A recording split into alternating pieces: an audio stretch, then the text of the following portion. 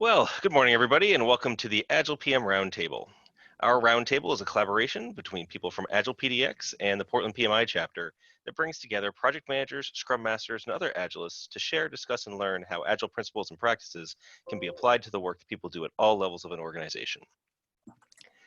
The roundtable seeks to build connections between the Agile and project management communities, and we strive to create an open environment for people with curious minds. Through our partnership with Agile PDX, we are able to provide this video conferencing service and a platform for reaching out to the Agile community in Portland. All of that is made possible by the Agile PDX community and their sponsors, including Platinum sponsor ProFocus Technologies. Thank you, ProFocus, for your continued support of Agile PDX. You can learn more about the sponsors of Agile PDX at agilepdx.org/sponsorship. Now, for those of you who hold credentials that require continuing education credits, Agile PDX offers a tool that supports the auditing of professional development units, PDUs, to PMI, and Scrum educational units, SEUs, to the Scrum Alliance. In the next 24 hours, simply visit the bit.ly URL that we've posted in the chat for today's video conference and provide some basic information about yourself. Volunteers at Agile PDX will report your participation to the certification granting institutions for auditing purposes. You'll still need to claim your individual continuing education units, but Agile PDX will report that you attended today for auditing purposes. At today's Agile PM Roundtable, we are very pleased to welcome a very special guest, Todd Williams. Todd works with organizations around the world in a variety of different business domains to establish a strong, comprehensive strategic foundation coupled with operational excellence. His goal is to improve how companies implement their strategic plans. As the author of 2 books, Filling Execution Gaps, How Executives and Project Managers Turn Strategy into Successful Projects, and Rescue the Problem Project, a complete guide to managing, preventing, and recovering from project failure, he has helped set the standard for how organizations can run projects successfully. Today, Todd will share his thoughts on what factors contribute to the difference between manipulation and influence, so that we can stay on the ethical side of getting people to do what we would like to have done. He will set the stage with a 20 to 25-minute presentation, which will be followed by Q&A with the group. Please note that there are a number of us on this call, and we request that you ask your questions in the Zoom chat. I will monitor the chat and call on you to ask your question. Please unmute your microphone to indicate that you'd like to participate in the discussion. We've used a similar format with guests in the past, and it's worked pretty well, but there's always more to learn. So please bear with us as we inspect and adapt. Todd has asked that we record today's session, and with his permission, we will make the recording available to confirmed registrants and to the general community via the Agile PDX Slack and YouTube channels. We plan on recording the entire event, including the Q&A. If you have any concerns or questions, please feel free to use the chat during the meeting to discuss them with me. You can also follow up with us after today's session.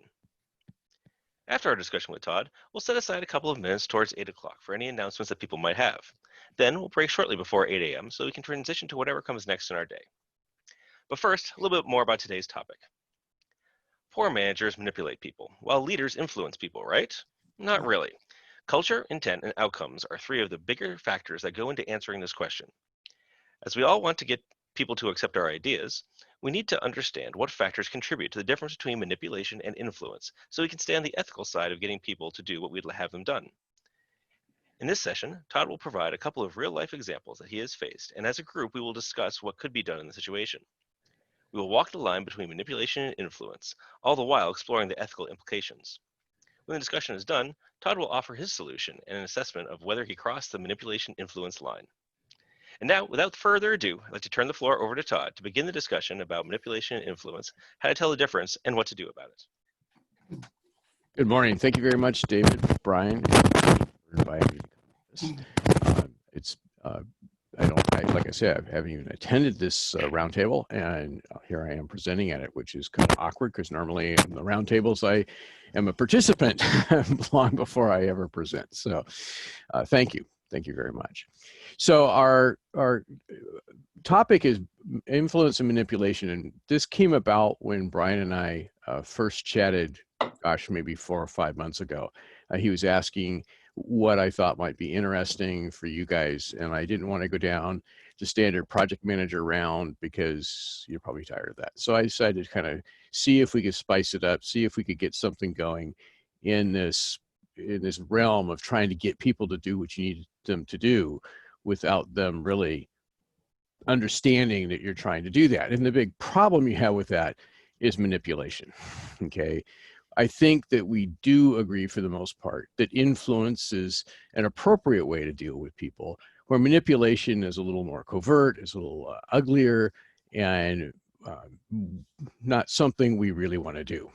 So that was kind of the background of how we did this.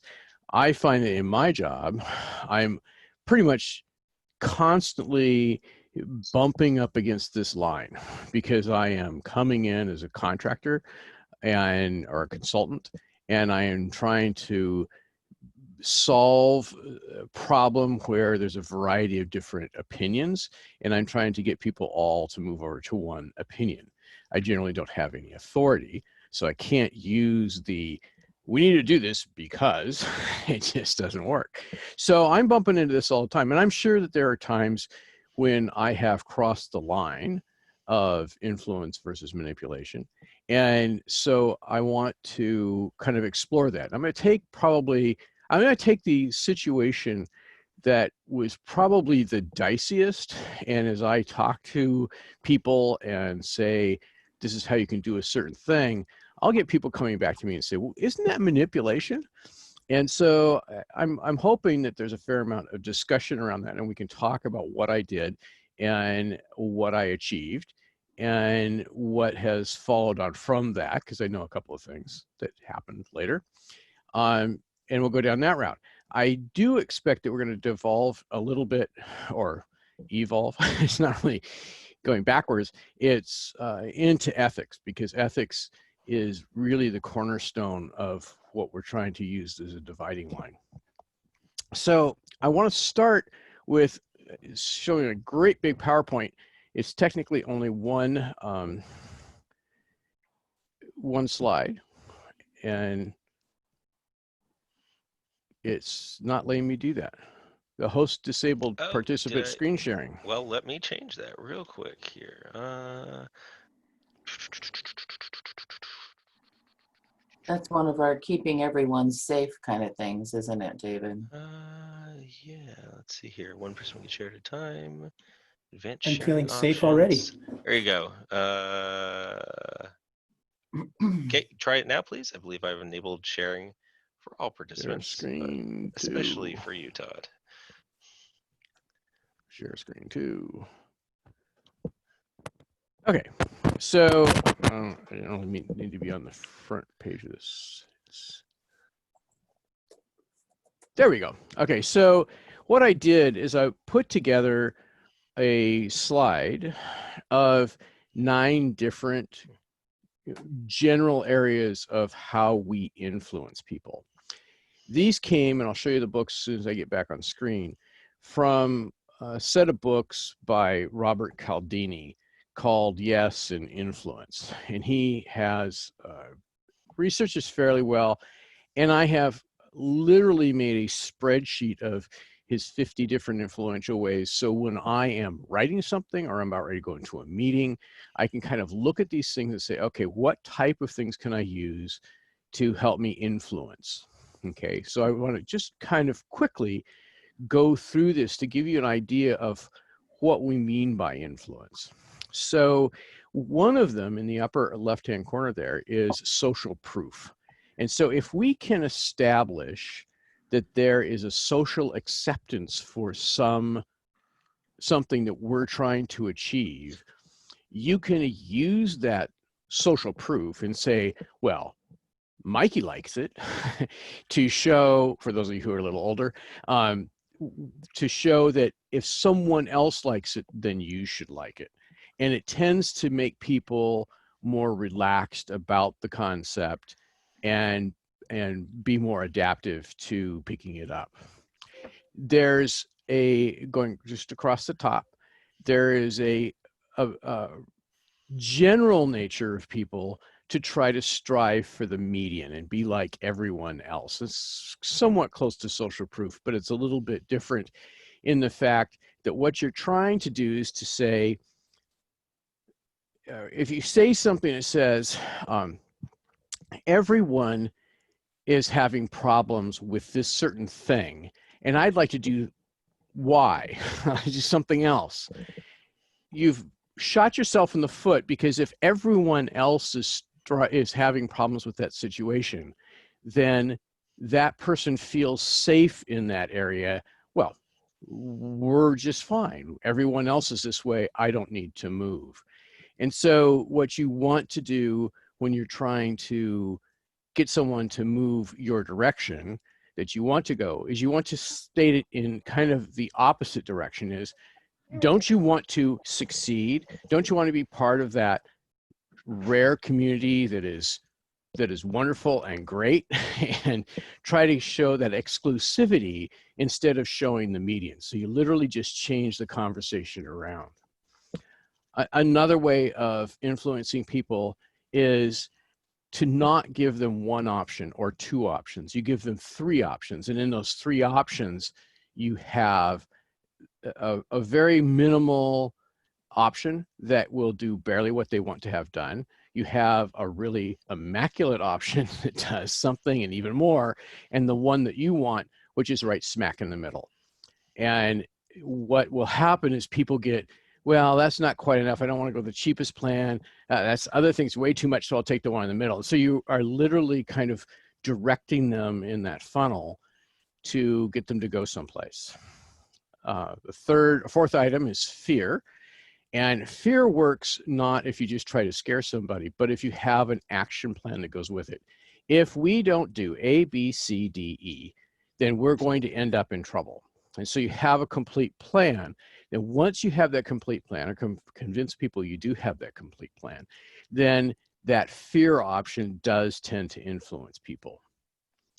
Fifth option is that you can offer something before you ask. Now, this is used in a variety of different sales techniques, but it works the same when you're trying to influence someone, is you just, it could be as simple as offering them a cup of coffee, offering them a Coke or something like that before you ask for something. So you always lead with that offer. And that gives this very subliminal level of gratitude and feeling of repayment. And I word it that way because I think that that's probably one of the influential things that almost gets right onto the edge of manipulation real quick and can be a real challenge. And I think you're going to see some of that as I go into this example I'm going to talk about. One thing you can do, which seems very contrary to what other people have, what you might think would work, is you first ask for a favor. So if you're going to have someone come up and try to support you in a relatively radical plan at work, and I've actually used this one, the very first thing I do once I get the plan, I realize it's pretty big, is I go to that person, maybe a sponsor, whomever, and I'll do something like say, hey, I need to have a war room. I need to have some room that I can use to kind of compile all this stuff, get people wearing charts up on the wall, et cetera. Maybe it's just a hallway or whatever. Can you help me anchor that? And by that person actually coming in, helping you acquire or get that room or that wall or whatever it is, they're more likely to agree with your long-range plan. And the reason for that is they now have skin in the game. They've actually put something out there and now they want it to succeed because they have put their little initials on there. So that's actually an extremely effective way to get people to buy in with something that is very small, very trivial in nature. The seventh way is flattery. We all know that that works. You go in and say someone is better, maybe, you know, wow, you know so much about this, and that type of thing. Sometimes it can sound a little contrived, but if you do flattery right, you can get that person to be more in favor of what you're trying to do. The eighth way is to convince a dissenter. So you find the person who is the least likely to go along with anything you ever say, and you convince that person. And once you've convinced that person, then other people are much more willing to go along because, wow, if he hates everything or she hates everything, now they're agreeing with it. Boy, there must be something behind this. A very big concern you have to have, this is ninth box, is culture. We have a culture that's about me, and it is always an I type culture. Yet, if you're working, and I've worked a lot in the Far East, if you're in Asia, I've worked in Taiwan and Japan, Singapore, a little bit in Korea, and in those cultures, it is far more likely that you're going to want to put your terminology not around you can succeed, you have to say about the group will succeed. So it's not a me-centric focus on the culture. It's much more of a broader group uh, acceptance of something. So these are 9 key factors that I try to keep in mind when I'm putting together a meeting or a proposal or something to figure out how I can keep people to get people to understand and go along with what I'm trying to do. Okay. These, I think for the most part, except for the offer before you ask, stay fairly clear in the influence realm and don't get into manipulation at all. So they're fairly straightforward to use. I can't go into each one because that would just be a full presentation and you guys get really bored, silly, and not be able to talk and all that sort of thing. So I'm not going to go into those. I want to go into case study first, okay? And something that I had, that I experienced, stop the share, that I experienced in a project. And I want to see how you look at it, and whether you think I was influencing, whether I was manipulative, or whether I was even being ethical at all. Before I go into that, any quick questions here? David, do you see anything in the Nope, chat window? nothing's popped up Nothing's popped yet. So Okay. Is that your reference again from your slide? Oh, so that book right there, I'll get the glare off of it. Yes, it's actually a fairly decent, by Robert Cialdini. It's actually a fairly decent book to read. It's got 50 ways to leave your lover. 50 ways to influence people, and each one is you see, it's not that thick of a book. So each one you can read right before you go to bed at night. You just read one, go to bed. You can use it on the bus and read one, in between stops or whatever. So I find that very, very good. If you read it and you like it, give me a holler. I'll actually send you a spreadsheet where I have all those and like where I could use them and that sort of thing. Because like I say, I'm not exquisite at writing things. I tend to have a feeling that, well, everyone should understand this. It's so clear, right? And I'm sure no one else does that. Where you just think that it's so clear, everyone should just understand it and go along with it. And so I actually go through and filter the stuff that I do prior to releasing it to make sure I've kind of hit these influential points and I haven't worded something incorrectly, something that might, like especially that one of trying to keep people away from the median. 80% of projects fail. Oh, okay, well then I guess I'm okay. I'm with the 80% instead of, hey, don't you want to be with the 20% that succeed, right? And so that type of language is a twist you always have to kind of keep track of, because even in the way we talk, we tend to go with that 80% rule. I didn't Chris, totally deflect the conversation. cool. Chris, I see you're going like that. Is that you raising your hand? Okay. Yeah. Thank you. Just wanted to ask, in that book, you went over a number of approaches, and there's 50 in the book. Where does appeal to reason come in, or rallying toward the vision, like sharing the vision, like a product owner owning the vision, sharing the vision, rallying the team around the vision so that there's an interest in success and pursuit of the vision. So, and once you establish the vision, reasoning, connecting how your ask or what you need the team or person to do aligns with that vision. Is that in the book, or is that just we're tabling that concept right now? Appealing to reason, as I recall, does not come into that book at all. And so that's my straight answer. My more sarcastic answer is reason. Do you really think people do stuff based on reason and logic? That would be my more sarcastic answer. Because I think that there's a lot of people's decisions are extremely emotional. And I mean, I have how many blocks on the screen here? I have 18 blocks on the screen, which means that there's probably about what's 18 squared? Different types of emotional responses to things just sitting here on my screen, right? And so I think that that would be a harder formulaic type thing to put together. Okay, so that was your first question, because I saw that as about 3 questions, and then your second part was rallying the troops, if I remember correctly. Okay. Yeah, I mean, once you establish a vision and then appeal and then rationalize how one person's efforts or actions that you're asking them to take fulfill that vision or help move the success of the team toward that vision.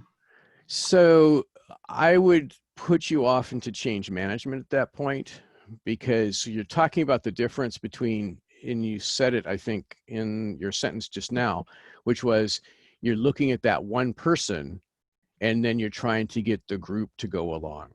And if you're really into that, I've got a whole slew of books back here on just that topic of change management.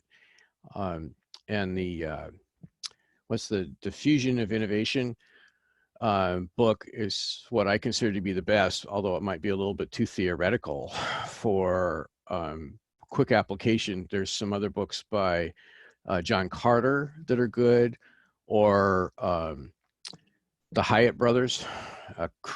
Is it Hyatt? I think it's Hyatt. Chris Hyatt and his ship or whatever, talking about change management. And there's a dynamic that ends up happening here where if you're using these influential things, you're generally using them on one person and you're trying to sway one person. Even if you're talking to a crowd of people, you're really looking at getting individuals to be swayed and to move in some given direction for you. Your goal is to get 20% of that team of naysayers to buy into your session, right? Your idea. And that is going to be, you know, that whole diffusion of innovation thing. That's going to be your early adopters and your innovators, and start breaking into the early adopters. And once you get to that 20% level, you're starting to get to the point where you're going to tip the balance and they're going to pull everybody else along. So there's this switch that you have to do. You work on getting the influencers. So you're trying to influence the influencers to get the rest of the team to go along. And one of the key ones in there is that one that was number 8 on that little table I just put up, which was convince a dissenter. So once you get one of the laggards out there to go along and they say, oh yeah, okay, maybe rotary dial phones are a thing of the past, okay, then there's a whole heck of a lot of people who are going to listen. Oh my gosh, he actually said that. Okay. So I think you're talking about an evolution or a set of things you have to do where you're talking about individuals, you're talking about people, and trying to move. And then some other stuff that's outside of influence altogether, rallying the troops. But this book is a good start on the actual just direct influence. And like I say, I'm not sure which one I would promote. The Heart of Change is really, really good by Cotter. And I really like The Innovation of Diffusion. It's been around for 50 years, 60 years. It's been through 6 editions. It's really thick. It's an academic book, but the examples are absolutely wonderful. It's probably one of the best academic books I've ever read, to be honest, on doing change management. Other questions on that? Okay, so let's throw out, let's see if we can shame Todd here. The situation is that I get called into a lot of projects that aren't performing maybe up to par. They're a little below where they should be. Pardon me. They're a little bit below where they should be. And there's all sorts of different issues that go on. Okay. And it runs the gamut from just doing something that is technically really difficult to doing something that is just difficult for the organization itself. Okay. They can't get their head around it. Quite often, whenever I get into those situations, I'll find that the person who actually hired me to do the job is a huge portion of the problem. Okay. So the guy who literally, or gal who literally signs off on my invoice when I send my invoice in is the person who I need to somehow change their outlook on life. Okay. So I get into this position of walking a fine line of trying to keep my job, trying to get the job done and make things happen. There are times when that person has a huge amount of influence over the project, and their only real answer, or the most effective answer, I should say, is that person gets changed out for someone else. Okay. So it could be a sponsor where I am down lower in the organization. Obviously, this person's signing my paycheck. And so I need to get that person off the project and bring a new person in. And the conversation usually does not happen as, hey, Sue, the reason this project's not doing very well is because you are inept. So what I'd like to do is to bring in a new project sponsor and have them take over. And that type of conversation doesn't work very well. Okay. It's a what's it called, a career limiting move, right? Okay. So I have devised a couple of different ways to make that transition where I can move a project from one person to another person. One situation that I did gets really right on the line. Okay, I had done my audit. I was about 3 to 4 weeks into the project. I'd done my audit. I saw everything that I thought was wrong with the project, and it was in extremely difficult position. It was not going to work. There was nothing that I could do, and the biggest problem is the person who was the sponsor was not, and this happened to be not the person who was writing my paycheck. My invoices were being approved by somebody else. The person who was being the sponsor from the business unit, this is IT-based project, just didn't get it. And they didn't understand what was going on. They didn't understand how to motivate people. There's just a whole slew of different problems with that person. They didn't have time. Typical sponsor. But in my interviews, I ran across another person who was affected just about equally by this project as the first person. But that person had a much better rapport with people. They were able to influence other people. They just had a better attitude. They didn't have any more time, but somehow this person always made time for me. It was, wow, they're really busy, but somehow I get time. This first person that was a sponsor didn't have much time for anybody, anytime. So I literally put together a plan, and I went to person A, who was my sponsor, and I gave them the rundown. This is before I gave my big presentation of what the trouble with the project was. And I sat down, I kind of go through this. This is what I see. This is how it's working with everyone before I do that. And I went to this person and I told them, here's the project. Here's all the problems that we have. And here's what we have to do to fix this problem. And this is the work it's going to take. And I gave the exact same slide deck to that person I gave to everyone else. But what I did is I said, if this project doesn't work, and it's really unlikely it's going to work, this is going to really look bad on your resume. This is going to be really ugly. So I really need your help to get this done. Otherwise, you're going to look like crap. And I emphasized the negative aspects of what would happen to that person if we went that direction. Okay. It was honest in the fact that had that person stayed in that position, we would end up incurring all those things because I didn't feel that person had the ability managerially or leadership wise to be able to correct the issues. As I went to the second person who had always been positive, always had time, I gave them the exact same slide deck, the exact same presentation. And I said, you know, I think with your help, we can make this a success. And that was true. I really did honestly feel that. And if we pull this off, this is such a high profile project that you're going to look absolutely wonderful. So I gave exactly the same data with two different sets of outcomes that could be achieved. So my question to the team here, was I being manipulative? Was I influencing the person? What is it? Was it ethical? Tell me what you feel about that, and then I'll tell you what happened later.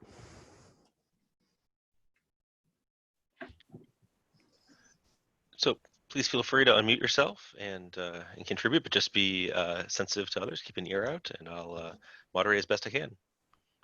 Yeah, just a quick comment.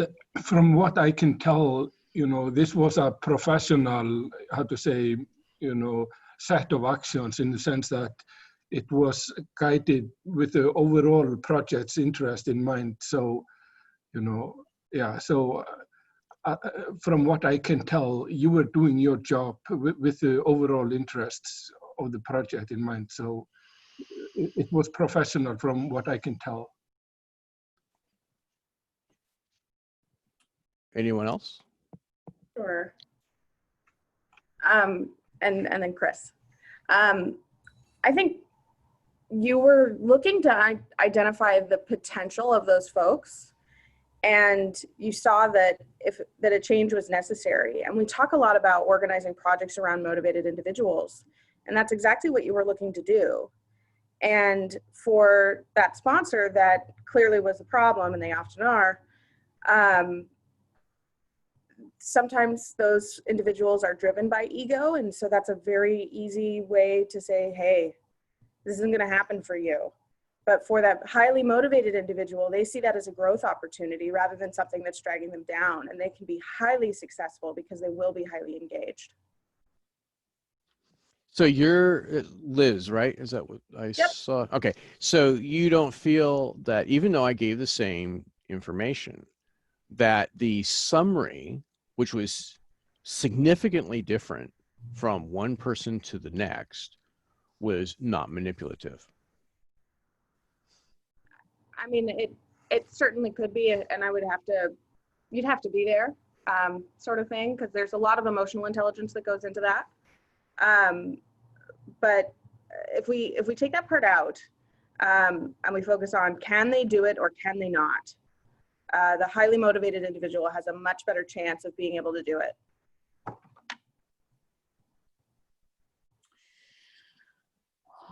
Okay, thank you.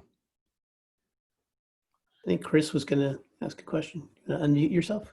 Yeah, I think you were tailoring your pitch to each respective audience, and you understood what it would take to influence each of those two different people, two different audiences, and you tailored your pitch accordingly to get action, to spur action. So I think, yeah, I don't think it was manipulative. This is quite interesting because normally what I find is half the people are pretty adamant that that was total manipulation. So I'll be the other half. Good. I didn't speak up because you and I have had this conversation a number of times over the years, and you probably would guess what I would say. But I don't remember hearing this example quite in this way before. I would say it was absolutely manipulative. The question is, was it ethical? You can use manipulation to influence. And at times like this, it's really wise to go back to the dictionary definitions of manipulation and influence. And another word here that we might want to consider is coercion, because in manipulative contexts, people are usually objecting to the element of coercion. And I didn't hear coercion here, but there is the question of whether there was honesty at play and how you as the speaker could know the whole picture.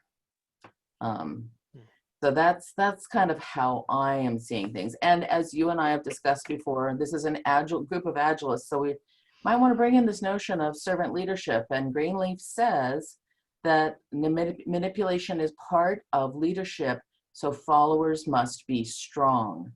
And that is not something that leaders take care to ensure very often. And Todd, I would add that it's the look back that makes it look what makes it seem whether it's manipulative or not. So if you get to the end of the project, it's highly successful, this other person, you know, really gets the big pats on the back, how does the person who you said couldn't do it feel? It's interesting.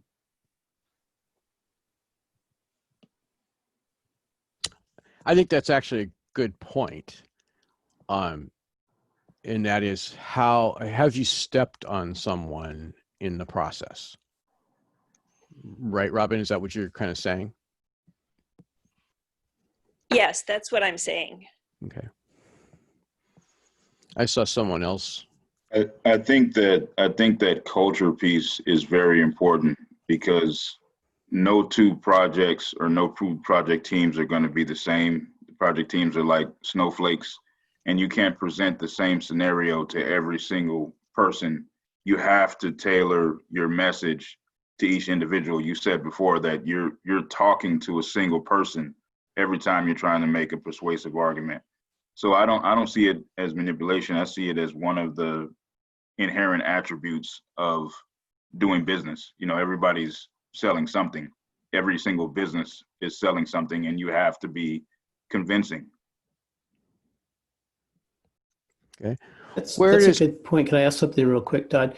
Oh, most definitely. Going into these meetings, how did you approach it? Did you kind of have an idea of what the reaction was going to be, or did you kind of look at the two people and say, it's kind of what I'm going to how I expect them to react, or what kind of upfront work did you do, since you are dealing with individuals? No, I don't feel, I thought that my chances in doing this of succeeding were very low. Okay. I did not think that the first person would be interested in giving up the reins. Okay. I thought that the second person might be interested, but I really thought the stumbling block would be the first person. And then there's a third person in there, which is the person that actually does write my paycheck, who has to then approve this whole thing, right? So that person has to be also convinced that that this is a good switch and is going to be beneficial to the project. Okay. And that was, at the time, was something that I hadn't quite calculated in that piece. Like I said, I'll tell you later what actually happened. And I hadn't calculated in that piece. And so that one caught me a little bit by surprise. So I did not have a feeling that I was a high chance of success. It was more of a feeling of, I got to do something. Yes, sir. I think that's Chris. Is that hand up there? Yes, thanks. So Darren just posted definition of manipulation in chat. And while I see, so I want to get the question in. For those who see this as manipulative, according to the definition, there's something unfair. What was the other? Unfair or unscrupulous. And so I'm curious, to the person that you said couldn't do it, and you use negative reinforcement with the first party. What was unfair? Am I missing something? So that's a good question. I don't know if I know the answer to that. because of course I was giving the presentation. So I didn't have the intent of being unfair. It was when I relayed. So a little bit more of the backstory. I did this, and then I relayed this story to other people, and it was other people's reaction that said, that's unethical, that's unethical. And the preponderance of that, I mean, I got that all the time. And it made me go back and think about it and say, whoo, wait a minute, is this ethical or not? Okay. So at the time, I had no concept of manipulation or influence, and whether I was crossing an ethical line. In my mind, I was being perfectly ethical. I didn't see anything wrong with it. Okay. It was other people's reaction to it that made me reflect back and say that, is there something wrong with that? Okay. And it's a continued reaction whenever I tell the story that gets me to still leave it out there and say, okay, folks, was I or was I not? Was I planning on doing harm to someone? You know, that's hard to say. When you're in a situation, I'll say no. I mean, I don't try to harm anybody, but when you're in that situation, you're saying, this person has to go, this person has to come in, and you're really focused on that. I'm not sure that you're in a clear enough mind to say whether, geez, I just need this person off of here, right? Well, that's a pretty negative statement, right? And so what would creep in on that subliminally? I don't know. I don't think on any project I have ever, in the last 20 years, wanted to harm somebody. In my younger years, I probably would be not be honest by saying that. I think in my younger years, I probably had some vindictive streaks in me. And Todd, you saw project failure as harming the first party, and aren't you sparing the first party of harm by being honest with them and motivating them by a negative outcome, which many people are motivated to avoid negative rather than a growth-oriented person who's motivated by achieving and pursuit. So I think, I mean, is there something there where you're actually sparing them of harm and helping them and communicating to them in a manner that only they, with motivation that they will respond to? I'm going to remember that line so that when I tell this, I can sound so altruistic and so so forgiving. That it never crossed my mind that I was sparing that person from something. I'll be very honest about that. That is not. It was, project's got to get done.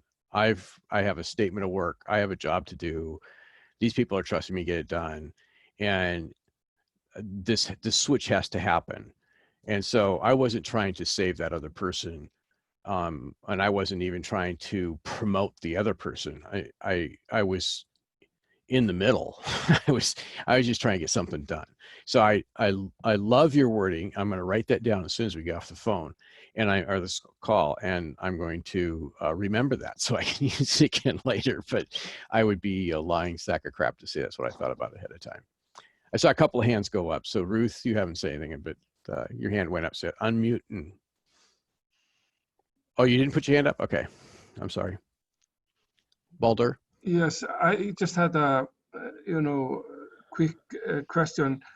As I say, fundamentally, I think what you did is professional, but there is also this emotional intelligence, and it's hard to, how to say, without being there and seeing how things are conveyed, and you can ask, how can you get a full insight of the situation as you describe it through your interview. So one can wonder about completeness on the information that you are going with, but as you describe it, fundamentally it comes across as professional.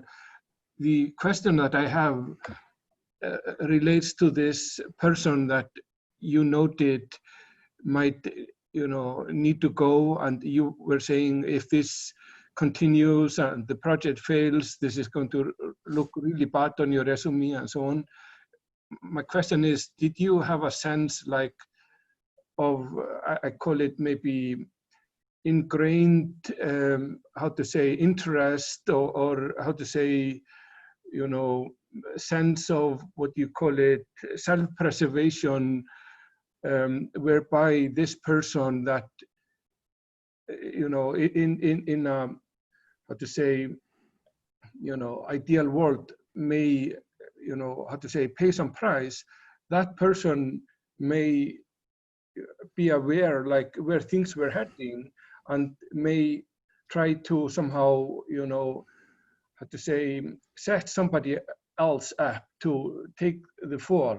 So how to say, I'm not going to generalize across all organizations, but I believe some organizations where there are people that have been there for, you know, extended period of time and they have their connections and they, how to say, maybe, how to say, pull some strings to essentially in an act of self-preservation that they, you know, even though what you are describing is, comes across as being fundamentally correct, you know, they may have been there, you know, for a long time and they may have some favors from somebody and they kind of, how to say, what do you call it, you know, there's some type of coercive mechanism where somebody is set up to take the fall, even though this, you know, how to say, person that you said would need to go, how to say, ideally that person would need to go, but there may be some type of element of self-preservation where, you know, somebody else will be set up.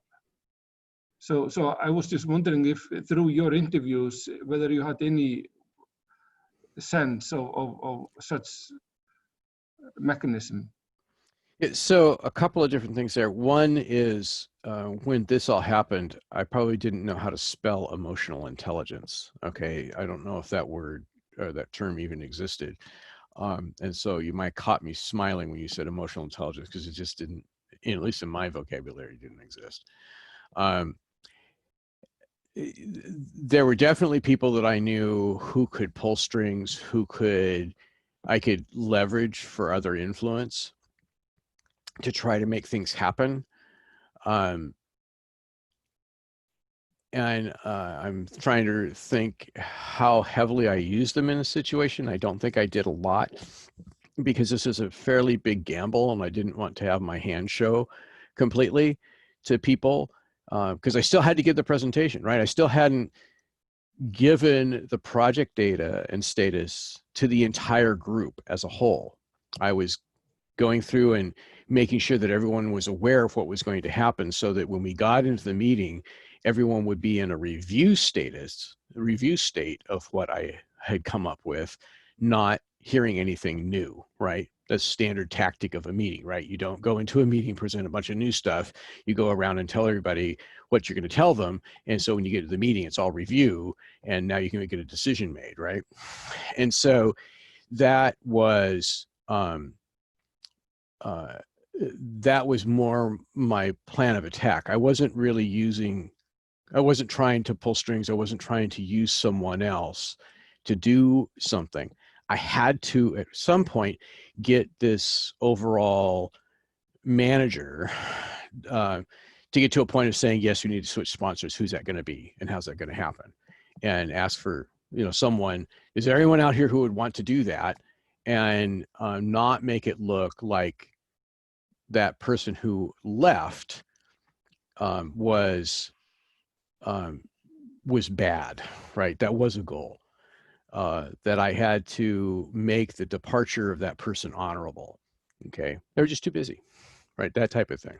Okay, so that was a goal of mine.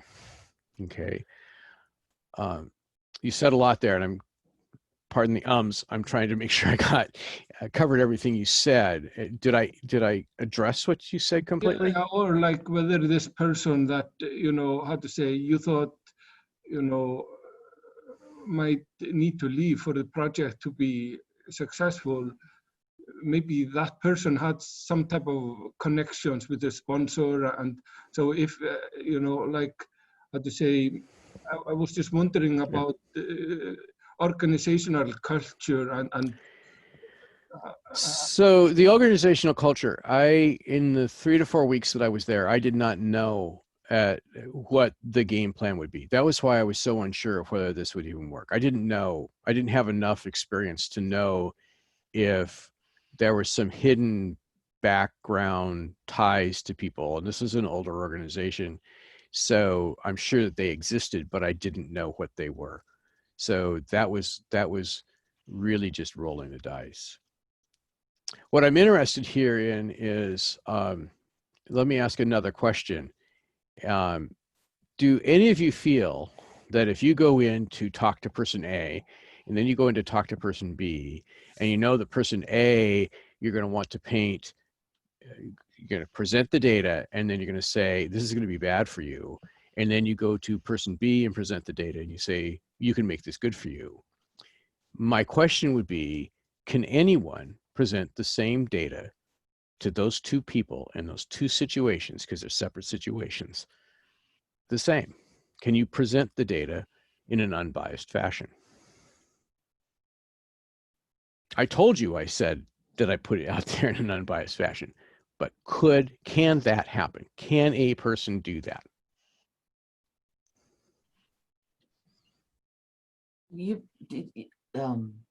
I'm confused. You're saying you put it out there in an unbiased fashion, but you slanted it one way for person. No, I'm saying subconsciously.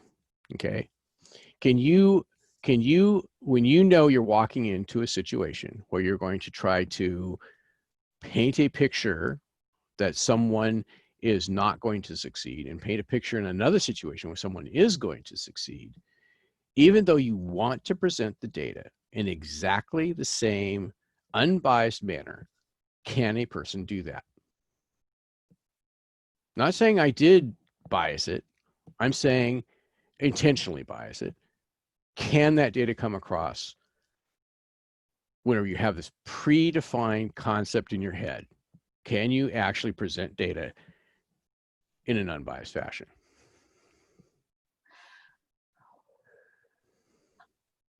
Pretty tough. When you It's say, pretty tough. yeah. Well, when you say data, are you talking about project data, like we have X dollars and X months to deliver X scope? Or Yeah. are you saying, or are you talking about data in terms of if this person is the right person for the job? I mean, X dollars and X months, that's pretty cut and dried, same number. Anybody can present the same number. But your opinion about who is a right person for the role is different. So I'll take exception to that. I think I can say that we have X dollars and we have so much more to go.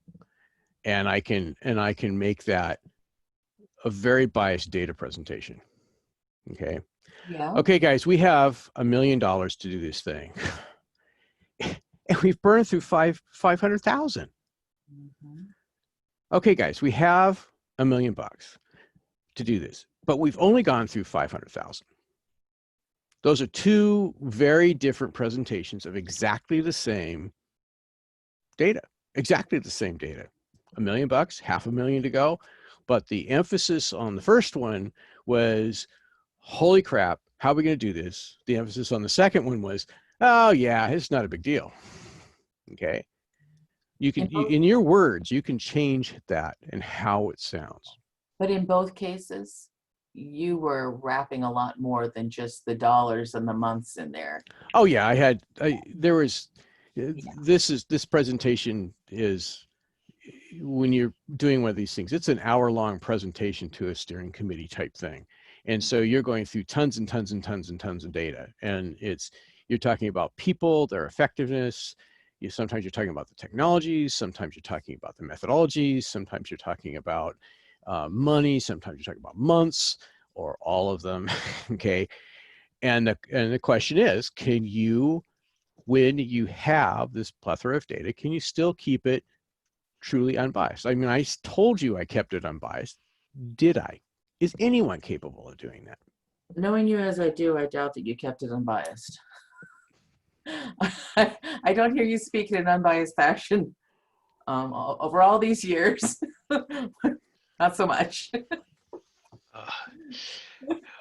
Well, Todd, I'll let you reply to that, but I do want to bring people's attention to the time. We're almost at the time end of our time box today. You know, Todd, thank you very much for a fascinating conversation. How would you like to end it? I'm kind of curious to hear how it turned out and what your analysis of the situation was.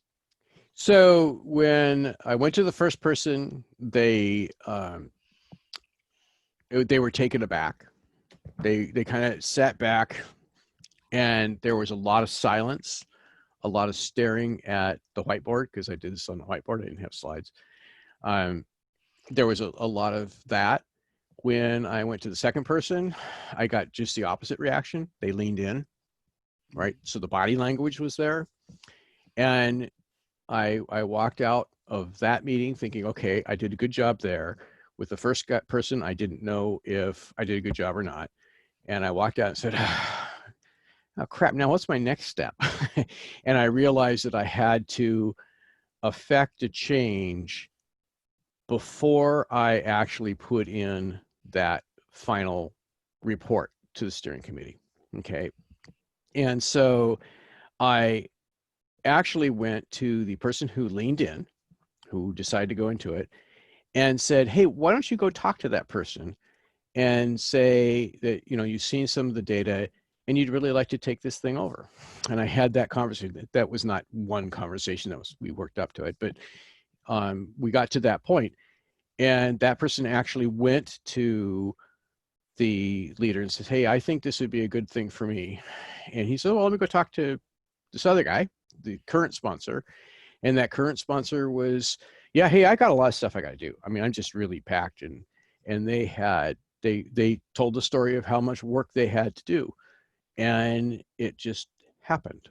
And so we got into the presentation. I went through the whole presentation, and the person who signs my paycheck stood up and said, okay, well, you know, I've been talking to some people around here, and one of the things is person B really wants to take this thing over. So let's have person B take this thing over. And there was a little celebration for all the work that person A had done. Okay. And I got to keep it as person A, person B, and I'm trying to keep gender out of this because this is a local project. And so I don't want to have any hints of who that could have been. So I apologize for all the A's and B's and X's and Y's, but that's important. Excellent. Awesome. Todd, thank you so much for sharing with us. This has been, I think, one of the more interesting and engaging talks that we've had in this roundtable. I really appreciate the format and everything you brought, and I appreciate all the participation that people who attended today brought us. Does bring us to the end of the hour. Thank you all very much for joining us today. We'll see you again in July for another Agile PM roundtable. Thanks, everybody. Thanks, Todd. Thank you very much. Take care. Thank you.